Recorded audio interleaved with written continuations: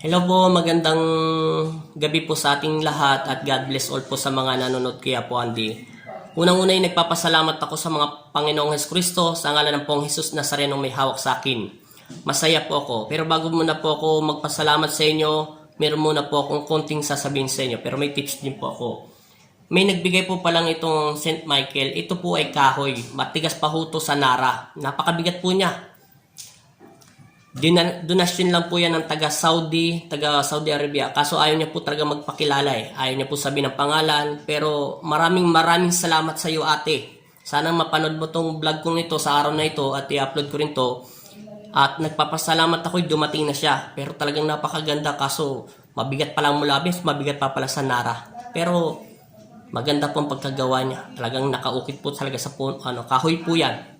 Maraming salamat sa iyo ate taga Saudi. God bless at pagpalain ka ng aking Ama sa langit sa iyong kabutihan, sa iyong pamilya at gumaling ka balang araw. Magkita din tayo at personal kitang papasalamatan. Maraming salamat po sa inyo. Pangalawa po ay nagpapasalamat ako. Siyempre una pa rin sa Panginoon. Pangalawa po ay nagpapasalamat ako sa inyong lahat, sa mga nag-subscriber sa akin, kaya po Andy. Maraming salamat po at naka-monetize na ako. May ads na po ang aking videos. Pakiusap ko lang po sana po, huwag niyo po skip ang video nito. Kasi po, ang makuha ko lang po ang lahat. Maayos ko lang po ang lahat. Simple lang po ang aking pangarap bago po ako magturo sa mga taong nangangailangan ng katulad ko rin ng mga spiritual kasi marami rin po may message sa akin. Pero sasabihin ko rin po, makakagawa lang po ako ng Pong Nazareno. Kasi yung pong maghahawak sa akin. Isa na lang po ang santong kulang sa akin ng Pong Nazareno. Yan. Tapos mapagawa ko po yung altar sa baba para medyo mabigat po pala yung kahoy. Para hindi po kumalog sila.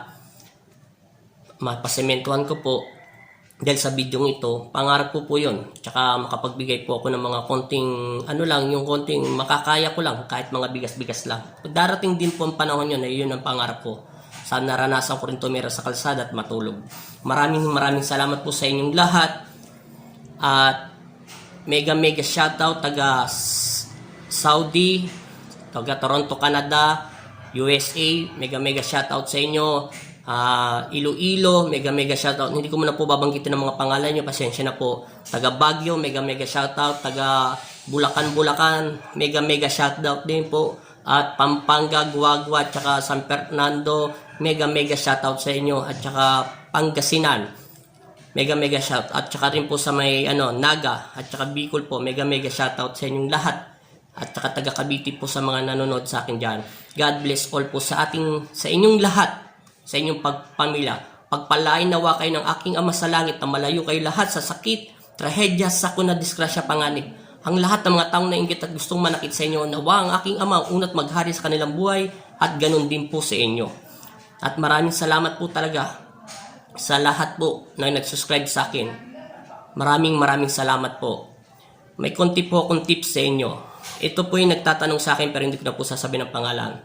Kung bakit hindi mo mahuli-huli ang mga mangkukulam, napaka-simple. Dahil wala siya sa loob ng katawan ng tao. Kasi kung ang mangkukulam, pag kinulam na po ang isang tao, automatically nandiyan na po ang aura niya. Mahuhuli mo po siya. Importante, alisin nyo muna po ang galit sa inyong isip at puso. Magpatawad kayo sa sarili. Tawagin nyo ang Diyos sa iyong puso. Pag-isahin mo ang iyong spiritual presensya ng Diyos at kaluluwa. Matatawag mo siya kahit gano'ng kalayo siya. Yun po yun. May nagtatanong po sa meron po minsan pantay ang daliri pero umaalis po lahat yung mga kahit ano pong negatibo, bad spirit o anumang laman lupa. Pwede po yung tawagin sa pamamagitan ng kwintas na ibinibigay. O kung wala po kayo nyon, pagdating ng panahon, matututunan nyo rin po yung bigyan ng bisa ang anumang bagay na medalyon. Kasi iinit po yun. Marami po kasi yung itinuro sa akin ng Inang Solmi ko, balang araw ituturo ko din po ito sa inyo. At sa lahat po nag-aaral, tandaan nyo po, yung nagsabi sa akin, hindi po ako magbabago. Kung dumating man ang panahon na marami akong gagamutin, huwag po kayong mag-alala. Kung anong simulat na kilala nyo, yun pa rin ako. At unang-una may takot ako sa Diyos. Maraming salamat din sa nagpaalala sa akin yun. Napakasimple lang ang hiling ko sa aking Ama. Makaano lang ako ng Pong Nazareno, maayos ko lang ang altar ko. At lang po ako, mapalitan ko lang po tong cellphone ko kasi minsan naghahang po talaga to. Yun lang po. lahat po ng kalam ko, wala po kong isisikreto. Ituturo ko po sa inyong lahat yun. Basta manood lang po kayo. Kung paano tawagin, paano pag-isay ng kaluluwa, basta sa importante sa paggagamot, unang-unay humingi tayo ng kapataran sa Panginoon Kristo. Ang Diyos pa rin ang magbibigay ng kapangyarihan. Kung nasama ng mga medalyon nito, ituturo pa rin ng Diyos nito. Kahit ako may medalyon ako, binigay lang ng Panginoon Kristo yon. Pinapunta niya ako sa bundok. Yun lang. At gusto itong sumanib sa aking katawan. Yun lang po at maraming salamat po sa inyo. At pasensya na nyo po itong vlog ko kasi napagod po talaga ako kahapon at pasensya na at hindi ko na na-vlog yan kasi sobra po talaga ng bado sa makabebe. At sobrang putik po at madilim na po at hindi ko na po ito na-vlog masyado, pero nagpapasalamat po talaga ako sa lahat at maraming salamat sa inyo. Tandaan mo, kuya, taga Baguio, ate, kung gusto nyo pong matutunan, balang araw tuturuan ko po kayo ng abot ng aking makakaya. Basta pag nakaayos na po at marami na pong naayos ko na po yung pong Nazareno at maayos ko na po yung altar ko. Pangalawa po, meron na pong cellphone. Wala pong skipan tayo. Makikita nyo po yon. Kahit tumabot pa ako ng 1 oras, naka-vlog doon. Panoorin mo kung paano galawin. Kasi po, yung stick minsan na ginagamit ko kahit papel, may dasal na po yon. Automatical, dadasalan nyo na po siya. Bago nyo po siya gamitin. Baga sa ano, yung sinasabi nga, didibusyo ba? Yung lalagyan na po ng power.